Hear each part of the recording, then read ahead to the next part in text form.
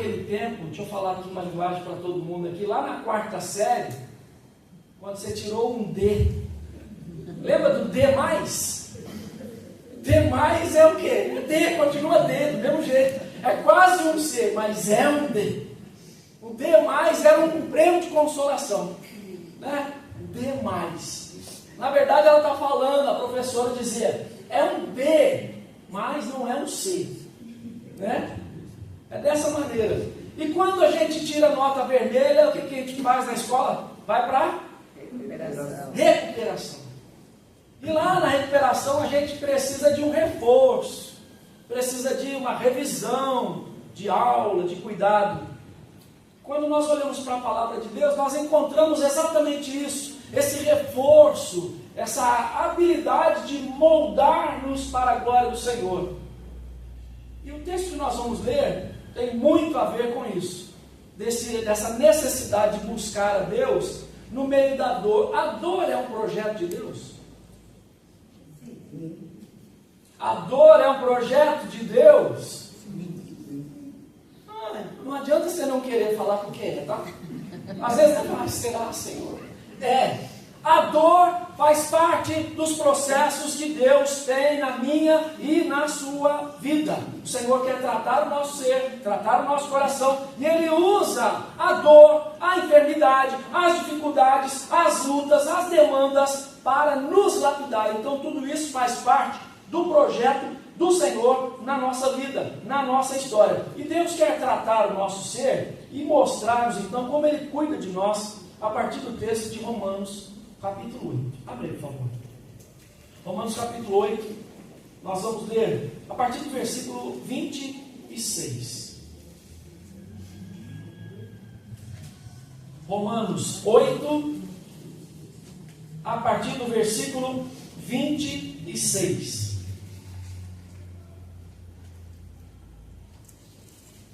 Diz a palavra de Deus: também o Espírito semelhantemente nos assiste em nossa fraqueza, porque não sabemos orar como convém. Mas o mesmo Espírito intercede por nós sobremaneira com gemidos inexprimíveis. E aquele que sonda os corações sabe qual é a mente do Espírito, porque segundo a vontade de Deus é que Ele intercede pelos santos. Sabemos que todas as coisas cooperam para o bem daqueles que amam a Deus, daqueles que são chamados segundo o seu propósito. Porquanto, aos que de antemão conheceu, também os predestinou para serem conformes à imagem de seu Filho, a fim de que ele seja o primogênito entre muitos. E aos que predestinou, a esses também chamou. E aos que chamou, a esses também justificou. E aos que justificou, a esses também glorificou. Ó Deus, muito obrigado por esta palavra. Obrigado porque, assim como foi refúgio àqueles corações da igreja de Roma, é também hoje para nós refúgio esta palavra viva, poderosa e eficaz. Aplica estas verdades, pois, Senhor, ao meu, ao nosso coração, para que a cada dia mais saibamos dos planos soberanos do Senhor ao nosso viver. Seja isso para teu louvor em Cristo, Senhor nosso. Amém. O apóstolo Paulo está escrevendo esta carta para a igreja de Roma. Esta carta não é dirigida a incrédulos. Esta carta não é dirigida para quem está bem de vida. Esta carta é dirigida para os crentes da cidade de Roma, que era a capital do império, onde havia então grandes perseguições contra a igreja. E Paulo está escrevendo então para os irmãos que estão ali agora aflitos, passando por caristias, necessidades, uma vez que a perseguição crescia e crescia de maneira assim aguda, e a instabilidade e o sofrimento eram constantes e crescentes na vida da igreja. Parece até que é atual essa carta. Porque a igreja de hoje também, ela passa por esses desafios, passa pelo tempo difícil, passa pela angústia, passa pela perseguição, ainda que muitos dizem que é velada, mas nós estamos vendo aí notoriamente como isso acontece. Paulo está escrevendo e mostrando então para este povo que existe uma solução, e a solução é entender, não um triunfalismo do Evangelho, mas entender como a fé pode ser ancorada na soberania de Deus, como a sua fé pode estar firmada em Deus. Paulo então está aqui respondendo a grande questão de todos nós. Nós falamos que somos salvos, somos eleitos, somos predestinados, chamados, justificados em Cristo, seremos glorificados no Senhor. Embora tudo isso seja uma realidade, eu e você sofremos. Você sofre? É estranho isso, né? Então parece que é um triunfalismo falido. Mas o que Paulo está dizendo aqui é que eu e você podemos sim sofrer, podemos sim passar por angústias, mas eu e você precisamos entender essa resposta que o texto bíblico está nos dando. Que o sofrimento não contradiz o plano de Deus. O sofrimento serve a Deus. Se você olhar para o texto, o versículo 22, volte os olhos por favor. Versículo 22. Porque sabemos que toda a criação, a um só tempo, geme e suporta angústias. Até agora. Versículo 23. E não somente a criação, não somente ela, mas também nós. O que acontece conosco? Nós que temos as primícias do Espírito, igualmente gememos. Há então um sofrimento na natureza, há um sofrimento na humanidade, e agora o texto diz para nós que não somente a natureza geme, não somente nós gememos, mas agora nós encontramos um aliado.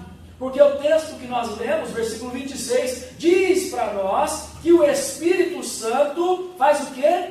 Ele intercede sobremaneira com gemidos. Então o Espírito também geme. Só que a grande questão é que o Espírito Santo, os gemidos que ele tem, são gemidos agora intercessórios a nosso favor, porque nós não sabemos orar como convém. Nós não sabemos buscar o Senhor nessa fraqueza que nós temos. Os sofrimentos parecem ser maiores do que Deus na nossa vida, mas o Espírito Santo está ali, então, de maneira graciosa, intercedendo por nós. E você precisa entender algo. O Espírito Santo não substitui você. Cristo já fez isso na cruz, lembra? A cruz era minha e sua, e Cristo nos substituiu. É por isso que é o sacrifício vicário, ou aquele que toma o lugar no lugar de outro. Cristo fez isso por nós. O Espírito Santo, o que ele está fazendo? Ele não toma o nosso lugar, mas ele assume agora uma postura de nos representar diante de Deus.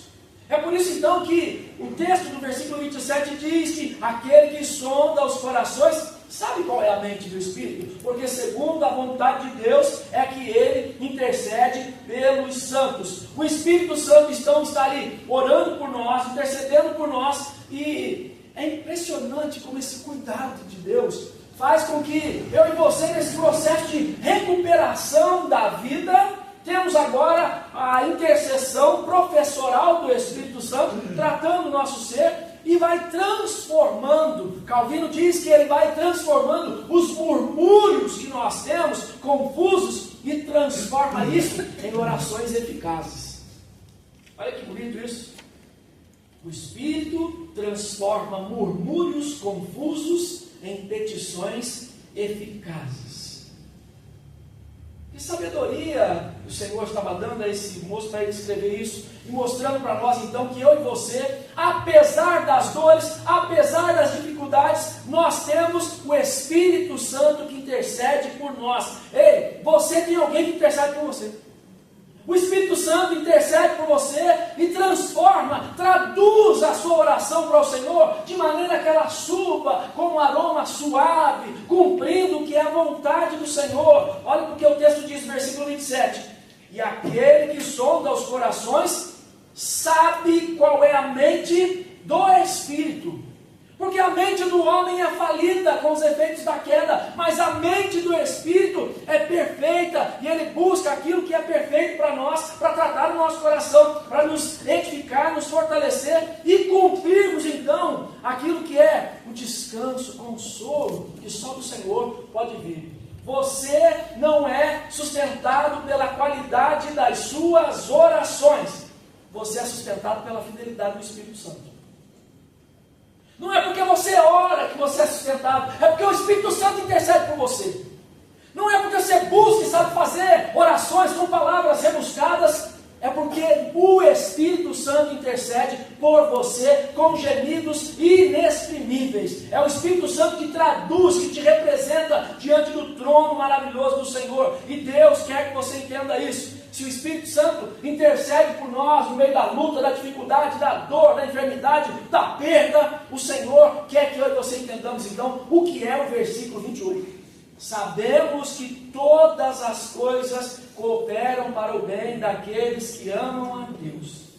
Não para aqui no versículo, continua. Daqueles que são chamados segundo o seu... Tem um propósito. Não é à toa que a dor vem na sua vida. Não é à toa que alguma coisa acontece com você. Não é à toa quando Deus puxa a sua orelha. Não é à toa quando você tropeça. Não é à toa quando o Senhor está ali para te levantar. Tem um propósito de Deus na sua história. Deus quer que você entenda isso. O Espírito Santo intercede por nós. Graças a Deus, intercede por nós, porque nós não sabemos orar como convém, e Ele nos ajuda, Ele faz isso com todo deleite. Se nós olharmos, volta a página, lá para o início, primeiro versículo, capítulo 8, primeiro versículo. Agora, pois, já nenhuma condenação há para os que estão... Não tem condenação. Mas se não tem condenação, por que eu sofro? Por que a angústia vem no meu coração? Por que a dificuldade bate na minha porta? Por que eu sofro com essas coisas? Porque Deus quer te ensinar alguma coisa. Deus quer te ensinar alguma coisa. Porque Ele faz tudo isso segundo um propósito que Ele tem para os chamados. Você é chamado de Deus? Amém. Então é segundo o propósito de Deus que você passa por tempos angustiantes. Tem um propósito na sua vida. E o propósito está no versículo 29. Porquanto aos que de antemão conheceu, também os predestinou para quê? Você não foi predestinado para isso ou para aquilo que o seu ego pensa que é. Eu fui predestinado, eu acho que eu nasci para ser rico, eu acho que eu nasci para ser isso. Ou alguém fala, eu acho que eu nasci para ser quem sofre, eu acho que eu nasci para isso. Você não nasceu para isso, você foi predestinado para ser conforme Cristo é. Santo, irrepreensível, para que em todo tempo você agrade ao Senhor, louve ao Senhor, bendiga ao Senhor. E é difícil para nós quando a angústia, quando a dor vem. Você se lembra quando a dor chegou lá atrás para o José? Traído pelos irmãos, vendido pelos irmãos, lançado no calabouço. Aliás, primeiro na casa de Potifar, depois na prisão, depois traído pelos seus colegas de prisão. Todas as coisas cooperam para o bem daqueles que amam a Deus, daqueles que são chamados segundo o seu propósito. Qual que era o propósito? O propósito de Deus era conservar gente de Israel com vida. Esse era o propósito. José saiu pensando que o propósito era levar alimento e ver como iam os seus irmãos. Deus falou para ele, você vai sair daí e o propósito seu é se tornar governador do Egito para preservar, no tempo da escassez, o meu povo. Olha como Deus faz as coisas. Olha o plano de Deus, então, para que eu e você entendamos e paremos, então, de murmurar, porque eu e você fazemos coisas erradas e falamos, Deus, conserta agora. Já viu essas coisas? E agora? Conserta aí. Agora é fácil, porque agora a gente leva no O carro quebra, leva no mecânico. O liquidificador quebra, leva tem arrumador mecânico de limpar. É o quê? Assistência técnica. Assistência técnica. O mecânico de liquidificador. Pronto, né? Assistência técnica. Deus quer tratar o nosso coração desse jeito, mostrando então que a dor faz parte também da angústia. Por que quebrou? Quebrou porque você colocou muita coisa. Quebrou o liquidificador. Estou falando que lá em casa quebrou. Colocou muita coisa. Quer bater o mundo lá dentro. O negócio está cheirando queimado e você está lá. Ele vai aguentar, vai aguentar. Não vai. Você força a barra. Nós forçamos a barra com Deus. Força a barra não, meu irmão. Em nome de Jesus. Deus tem um propósito. E Ele quer que você entenda isso na sua história. Veja como são as coisas. Lá no Egito, tinha uma ordem do faraó. Qual que era a ordem? Matar todas as crianças e jogar onde? No rio Nilo. Não era essa a ordem? Veja como Deus transforma todas as coisas que cooperam para o bem. É engraçado que o rio, que foi uma tristeza para muitas famílias, foi a salvação de Moisés. Moisés foi lançado onde, gente? No rio Nilo. Deus tem propósitos diferentes para as vidas, de maneira diferente Ele trata o nosso coração, mas em todo o tempo Ele está cumprindo um propósito dele na sua história. E às vezes o propósito dói, às vezes o propósito machuca o nosso coração, mas eu e você precisamos entender que o maior bem de Deus para nós foi o Calvário. A cruz é o maior bem de Deus para nós. Nesta cruz agora, Jesus foi assunto aos céus, não nos deixou órfãos, deixou o Espírito Santo, que vai nos ensinar, vai nos fazer aprender toda a lei, tudo aquilo que Ele escreveu, vai nos fazer lembrar da palavra. O Espírito Santo está intercedendo por nós, e ao mesmo tempo Deus vai então usando este propósito, para que eu e você cumpramos o objetivo para o qual fomos predestinados. O Senhor quer tratar o nosso coração. E nesse prognóstico de Deus aqui, nesse escolher antes, de fazer antes de todas as coisas, o Senhor quer moldar o seu coração e mostrar para você que Ele está mais comprometido com a nossa santidade do que com o seu conforto, com o meu, com o nosso conforto. Deus está comprometido com a santidade da igreja e não com o conforto da igreja. Deus, estou fazendo esse propósito aqui com o Senhor. Aqui é igual o bolso de valores, vou dar tanto para o Senhor, o Senhor me abençoe. Deus está preocupado com a sua santidade, meu irmão. Mais do que conforto. E aí então, algumas coisas a gente começa a entender. Eu falei para você que o povo tinha a festa das cabanas, porque o povo vivia em cabanas, no deserto. É por isso que eu e você somos chamados de quê? Peregrinos. Estamos andando, estamos de passagem por aqui, porque Deus tem algo maior para nós. Deus tem algo para o seu coração, para a minha vida, para a sua vida, e Ele quer que você entenda que o maior propósito é conformar-nos com o Filho, para sermos conforme o seu Filho. Ele pré-conheceu cada um de nós, Ele teve essa, não é uma previsão, tá? Não é essa vontade de prever as coisas que o Senhor também tem, mas é a eleição amorosa, o cuidado de Deus conosco em todo o tempo.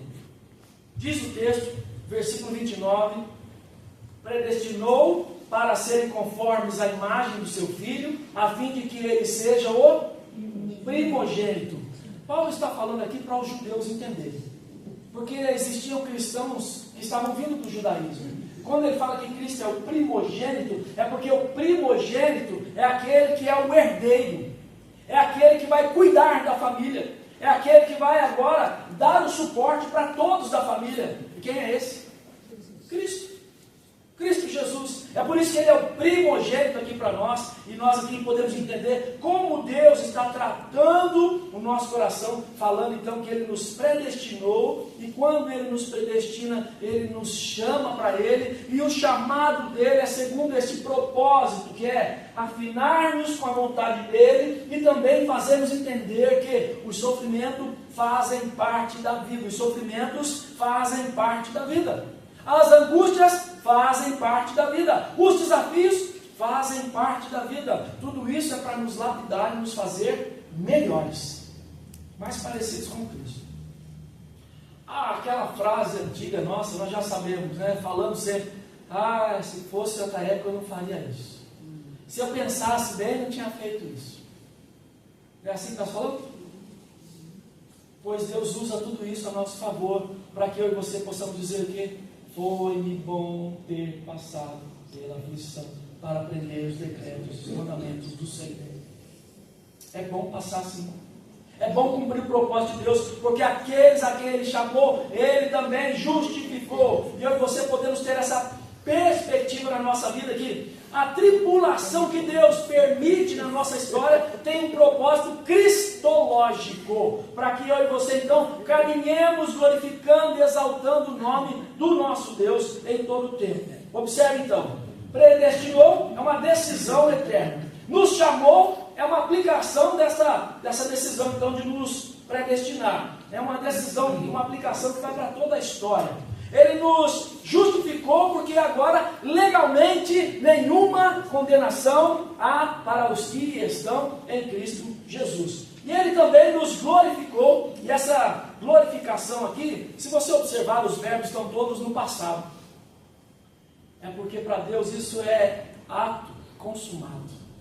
Não há quem possa mudar a sua sorte. Não há quem possa fazer isso ou aquilo outro a seu respeito. Não há quem possa desviar Jonas do ventre do peixe. Não há quem possa desviar Davi de cair na mão de Golias ali e os dois terem aquele combate. Não há quem possa impedir Daniel de entrar na cova dos leões. Não há quem possa impedir Sadraque, Mesaque, Abednego de entrarem na fornalha. Mas há uma coisa certa para nós, que embora eles estejam indo para esses lugares, Deus está com ele assistindo. O Senhor está com você te assistindo. O Espírito Santo está com você te assistindo. É por isso que Deus quer trazer paz ao seu coração, alento para a sua vida, convicção que o Senhor está cuidando. Mas isso é tão difícil para nós. É tão difícil entender essa dinâmica trinitária. Nós vemos o Espírito interceder, Deus governando, o Filho modelando ou sendo o modelo do destino que é certo para nós. Nós já temos tudo isso. A palavra de Deus mostra isso para nós. E o Senhor quer que eu e você entendamos então que tudo que Ele fez para nós ou por nós é perfeito. Eu e você então podemos cantar na presença dos poderosos, Salmo 38, 138 que você leu. Eu e você agora podemos então fazer todas as coisas confiando que o Senhor tem olhos para nós, Isaías capítulo 29. Eu e você podemos honrar ao Senhor, porque as festas que nós falamos aqui era da libertação do povo de Israel, era da recepção da lei, era para o povo honrar o Senhor em todo o tempo, e agora então o povo tem essa oportunidade de bendizer, de adorar, de celebrar, de buscar ao Senhor em todo o tempo, e Deus quer isso para você. Mas quando eu vou começar? Vou esperar passar a dor para que eu possa começar tudo isso. Começa agora. Começa hoje a louvar o Senhor. Nós acabamos de cantar. Então vou levantar as minhas mãos e louvar. Por tudo que eu tenho é aleluia. Aleluia. Aleluia. Quem que é essa pessoa então que eu já penso aqui? Você deve pensar também. Deus deu, Deus tomou, bendito seja o nome do Senhor. Você sabe que antes dessa angústia, aliás, antes dessa palavra, ou durante o tempo, depois de refletir sobre essa palavra, o nosso irmão Jó, ele começa a falar: Senhor, por que você não criou? Por que não faltou leite na minha mãe? Por que eu não morri? Por que isso? Ó céus, ó vida. Eu e você, murmuradores, até que Deus muda a nossa sorte, até que Deus faça alguma coisa na nossa vida. Mas algo é importante para nós. Jó perdeu riqueza, perdeu os filhos, um distanciamento com a esposa, os amigos se distanciaram, mas ele não perdeu a fé. Perca tudo, mas não perca a sua fé. Perca tudo, mas não perca a esperança no Senhor. Você pode perder tudo nessa terra, e aqui tudo vai ficar mesmo. Mas, em nome de Jesus, não perca essa firmeza de propósito de viver para a glória do Senhor em todo o tempo, em nome de Jesus. A igreja é sofredora, a igreja passa por luta. E se você é a igreja, você está pensando que aqui dentro, entrou aqui para servir ao Senhor, para adorar o Senhor, não tem desafio? Tem desafio. Deus te desafia na fidelidade, Deus te desafia na oração, Deus te desafia no tempo prolongado para responder sua oração, Deus te desafia nos dissabores da vida. Eu estou fazendo tudo certo, eu estou louvando, eu estou me dizendo, eu dou o dízimo, eu sou ofertante, eu faço isso, eu faço aquilo, mas tudo dá errado na minha vida. Deus tem um propósito. Acalme o seu coração, olhe para Deus, porque Deus tem um propósito para cada um dos nossos sofrimentos, das nossas angústias. É fazer-nos lapidados ao molde de Cristo Jesus. Quem é o Cristo que nós servimos? O meu Cristo é o Cristo que ressuscitou ao terceiro dia. O meu Cristo é o Todo-Poderoso que fez milagres, abriu o mar, andou sobre as águas. O meu Cristo é aquele que ressuscitou Lázaro. O meu Cristo é aquele Todo-Poderoso que, dada a ordem, soa da trombeta, virá sobre tudo. É Ele mesmo. Mas antes de tudo isso, não se esqueça que Ele é o homem de dores, que sabe o que é padecer, que passa angústias, que diz: a minha alma está profundamente angustiada.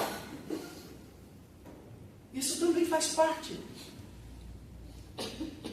E a palavra então para o meu e para o seu coração é: não é passa de mim esse cálice, é acaba logo esse cálice, Senhor.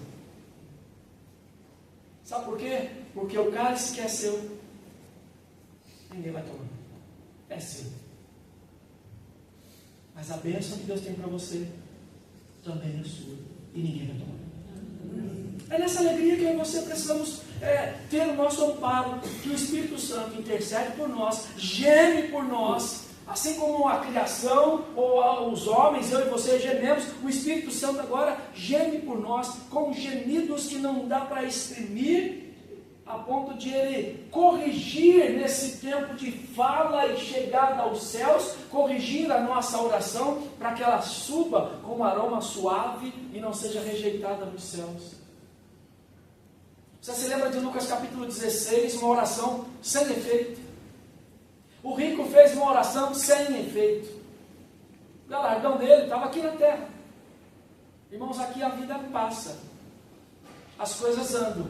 Estávamos falando agora há pouco ali, já vai ser 1 ano que Gabriel e Eduardo estão casados. Gente, como passa rápido a vida? 1 ano, meu irmão. Como diz aí, o tempo avua. As coisas estão andando. E Deus quer tratar o nosso coração, então, de fazer-nos confiar nele, de descansarmos nele, de eu e você podemos aqui dizer, então, esta expressão maravilhosa que eu quero aqui encerrar com você, lendo juntos, versículo 31, olha pessoal.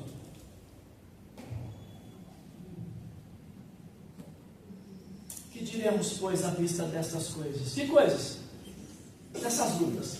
Que diremos, pois, diante dessas dificuldades? Que diremos, pois, nessa dor que eu passo? Que diremos, pois, no meio dessa angústia que eu passo? Que diremos, pois, no meio da dificuldade que eu passo? Que diremos, pois, no meio do deserto que eu e você podemos andar? Que diremos, pois, se muitas vezes parecemos estar sozinhos? Diz o texto para nós: se Deus é por nós. Que aplicação maravilhosa é essa para nós? O Espírito Santo intercede por nós. Eu e você somos lapidados para parecer com Cristo em todo o tempo. Então o sofrimento faz parte da angústia, faz parte do trabalho de Deus na nossa vida. E agora eu e você então podemos entender essa beleza que é o versículo 31 até o final deste capítulo. Você pode enfrentar tudo. O que você pode enfrentar? Olha aí o texto, por favor. Olha o que a palavra diz, versículo 35. Quem nos separará do amor de Cristo? Será a tribulação? Você passa por tribulação, irmão? Ela não te separa. Será a angústia? Ela não te separa. A perseguição? não te separa. A fome não te separa. A nudez não te separa. O perigo não te separa. A espada não te separa. Não importa se você é considerado como ovelha que vai para o matadouro, porque isso não te separa, isso te une a Cristo. Em todas estas coisas, porém, somos... Porque eu estou bem certo. Eu fico imaginando o apóstolo Paulo pensando nas angústias que ele já havia passado, nos sofrimentos que irmãos já tinham passado. Pensa agora nas angústias que você já passou. Olha para a sua história. Como nós sempre falamos, isso, se eu contar minha história, você chora. Não é assim que nós falamos? Então olha para essa história que faz as pessoas chorarem e entenda isso. Olha para tudo isso que você já passou. Olha para tudo isso que você está passando e fala assim, mas eu estou bem certo que nada disso me separa do amor de Cristo Jesus. Nada, absolutamente nada, porque eu tenho o Espírito Santo comigo o tempo todo, intercedendo por mim, clamando por mim, buscando por mim e me ajudando a cada dia sair desse calabouço da vida e viver agora o melhor em Cristo. A dor vai passar. Não sou eu que te prometo, é o Senhor. E se não passar? É um propósito de Deus. Lembra disso. Haverá um dia na sua história que tudo isso vai terminar. Porque é a palavra que diz, não sou eu. Apocalipse capítulo 21. Abre só aí.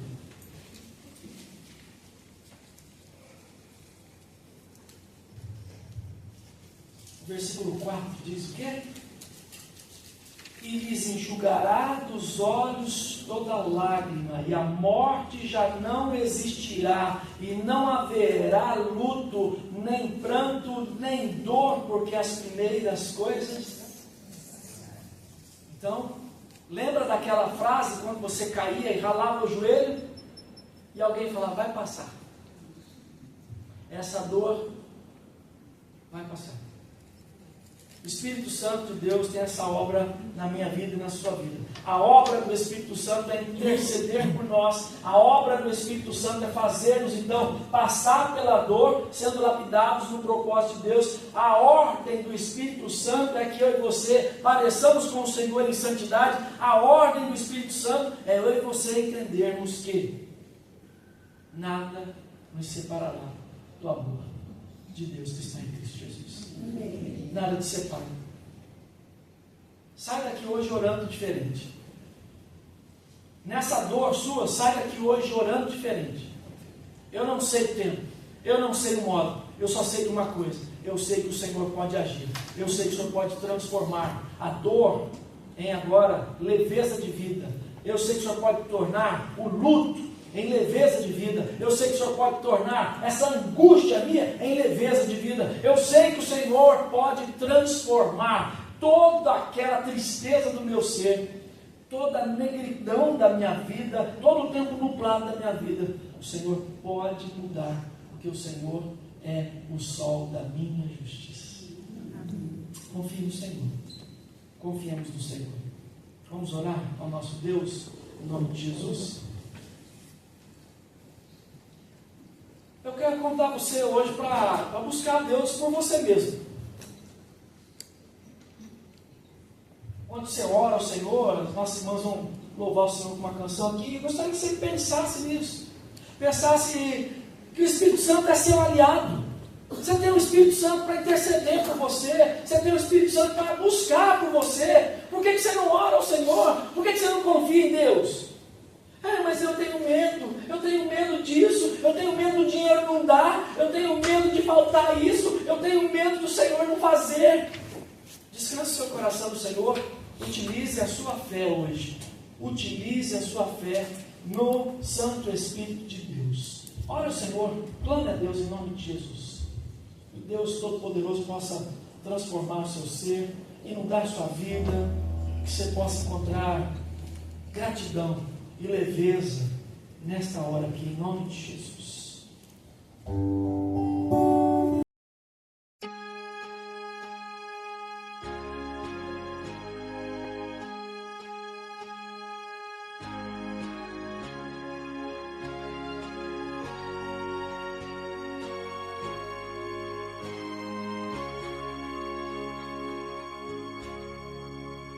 se posa mais no